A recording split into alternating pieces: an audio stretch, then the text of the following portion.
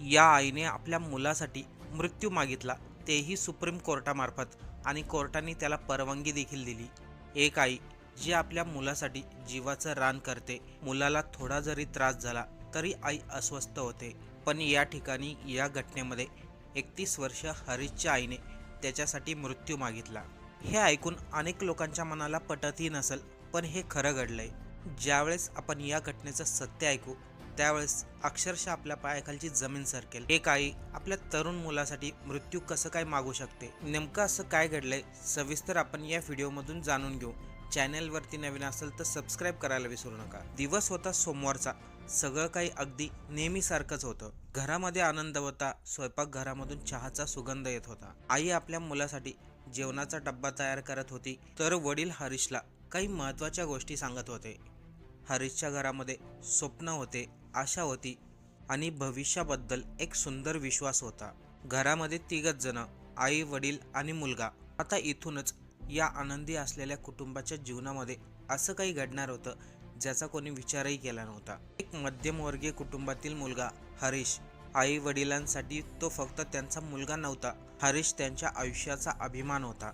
हरीश लहानपणापासून शांत, अभ्यासामध्ये हुशार. हरीशचे स्वप्न लहानपणापासूनच मोठी होती. आई वडिलांना देखील हरीशवर पूर्ण विश्वास होता. हरीशला चंदीगडच्या विद्यापीठमध्ये बीटेकला प्रवेश मिळाला.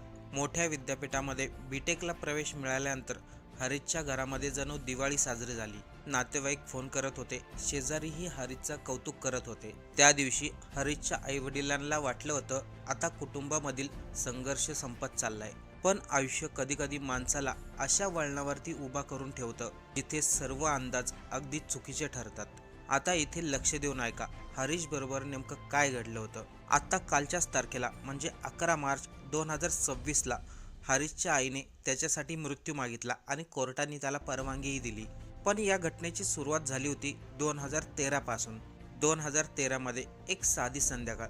त्या संध्याकाळी जे घडलं त्याने हरीशच्या कुटुंबातील संपूर्ण आयुष्यच बदलून गेले. हरीश विद्यापीठाच्या हॉस्टेलमध्ये होता.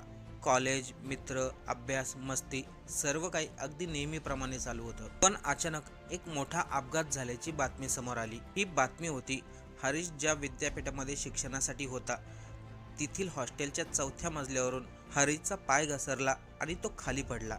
हॉस्टेलच्या 4थ्या मजल्यावरून हरीश खाली पडल्यामुळे त्याच्या मणक्याला आणि डोक्याला गंभीर दुखापत झाली. त्या क्षणापासून जणू काही हरीशच्या कुटुंबासाठी वेळ थांबला होता. हरीशला तातडीने हॉस्पिटलमध्ये नेण्यात आलं. डॉक्टरांनीही त्याच्यावरती उपचार चालू केले. हरीशचे अगदी व्यवस्थितपणे ऑपरेशन झाले. त्याला ICU मध्ये हलवण्यात आलं. बाहेर आई वडील धडधडत्या हृदयाने उभा होते. प्रत्येक सेकंद आई वडिलांना अगदी तासासारखा होता. ऑपरेशन थिएटरमधून डॉक्टर बाहेर आले. डॉक्टरांच्या चेहऱ्यावरती गंभीरता होती.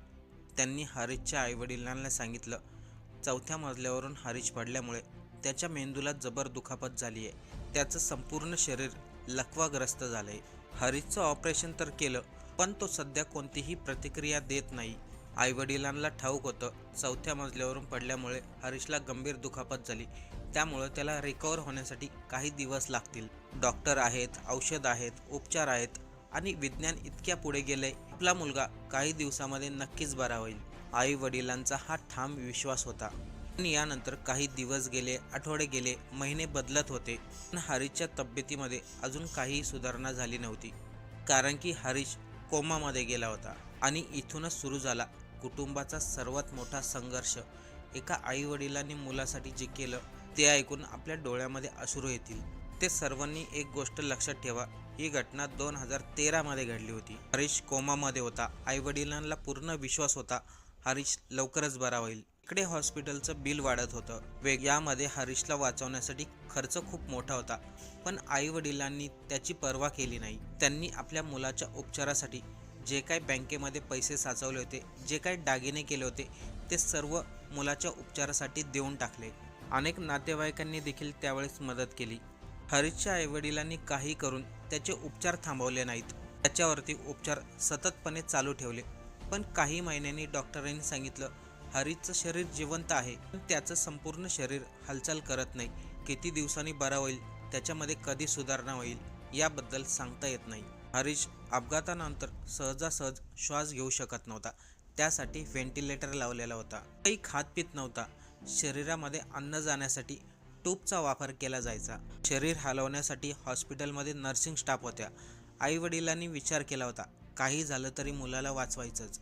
आईवडील रात्रंदिवस हॉस्पिटलमध्ये हरीशजवळ बसून राहायचे.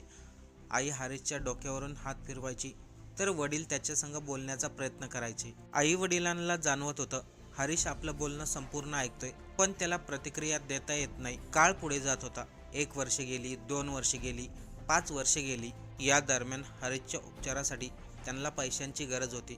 त्यासाठी त्यांनी दिल्लीमधील आपलं घर विकलं, जेणेकरून हरीशच्या उपचारासाठी पैसे कमी पडू नयेत. कुटुंबामधील आर्थिक परिस्थिती फार मजबूत नव्हती. ते वडील अशोक राणा हे दिल्लीच्या सरकारी सेवेमध्ये कार्यरत होते, पण सेवानिवृत्त होते. त्यांना जी काही पेन्शन मिळायची त्याच्यावरतीच त्यांचं कुटुंब चालायचं. हरीशचं शिक्षण, घरातील सर्व. त्यांनी आपल्या मुलाला हरीशला वाचवण्यासाठी आपलं सर्व काही गमावलं, पण ना हरीशचे डोळे उघडले ना हरीश काही बोलला. 2013 पासून 2026 पर्यंत हरीश एकाच जागेवरती पडून होता. त्याच्यामुळे त्याच्या शरीराला जखमाही होऊ लागल्या होत्या. डॉक्टर त्याच्यावरती सतत उपचार चालू ठेवत होते. आई वडिलांसाठी प्रत्येक दिवशी एक नवीन परीक्षा होती. 13 वर्ष कधी निघून गेले हे आई वडिलांना समजलं पण नाही. 2013 पासून 2026 पर्यंत या 13 वर्षामध्ये जग बदललं, मोबाईल बदलले, सरकार बदललं, अनेक पिढ्या बदलल्या, पण त्या हॉस्पिटलच्या बेडवरती असलेल्या हरीशचं जग तसंच राहिलं. आणि अखेर तो दिवस आला. डॉक्टरांनी हरीशच्या आईवडिलांना बोलावून घेतलं आणि त्यांना स्पष्टपणे सांगितलं, आपण हरीशवरती प्रत्येक उपचार केला, प्रत्येक ट्रीटमेंट केली, पण त्याच्या तब्येतीमध्ये काही सुधारणा झाली नाही आणि होणारही नाही. हा क्षण आईवडिलांसाठी सर्वात दुःखदायक होता. एकीकडे मुलावरचं प्रेम तर दुसरीकडे मुलाला होणारा त्रास. आणि हीच घटना सुप्रीम कोर्टापर्यंत गेली. एक अशी विनंती जी कोणत्याही आईवडिलांसाठी अतिशय वेदनादायक असते. हरीशच्या आईवडिलांनी कोर्टामध्ये सांगितलं, गेल्या 13 वर्षापासून आमचा मुलगा बेडवरतीच आहे. ना तो बोलू शकतो, ना ऐकू शकतो, ना डोळे उघडू शकतो. त्याला अशा अवस्थेत ठेवणं म्हणजे त्याला शिक्षा देण्यासारखं आहे. म्हणून आमची विनंती आहे, आमच्या मुलाला सन्मानाने मुक्त होऊन द्या. सुप्रीम कोर्टाने देखील या प्रकरणाकडे गांभीर्याने पाहिलं. सुप्रीम कोर्टाचे न्यायमूर्ती JP पाद्रीवाला यांनी सांगितलं, एखाद्या व्यक्तीला मशनीवरती जिवंत ठेवणं म्हणजे त्याला आयुष्य देणं की त्याच्या मृत्यूला पुढे ढकलणं. या खटल्याचा निकाल देताना न्यायमूर्तींनी एका शब्दाचा उल्लेख केला. ते म्हणाले, to be or not to be. शेवटी सुप्रीम कोर्टाने एक ऐतिहासिक निर्णय दिला. सुप्रीम कोर्टाने सांगितलं, प्रत्येक माणसाला सन्मानाने जगण्याचाच नाही तर सन्मानाने मरण्याचाही अधिकार आहे. सुप्रीम कोर्टाने आदेश दिला, हरीशला जिवंत ठेवणाऱ्या मशनी टप्प्याटप्प्याने काढण्यात यावे, जेणेकरून हरीशला वेदनारहित आणि सन्मानाने मुक्तता मिळेल. 13 वर्ष आई वडील आपल्या मुलाला वाचवण्यासाठी त्यांनी संपूर्ण आयुष्य पणाला लावलं. ही घटना फक्त एका मुलाची नव्हती. ही घटना आईवडिलांच्या प्रेमाची, त्यांच्या संघर्षाची आणि कठीण निर्णयाची होती.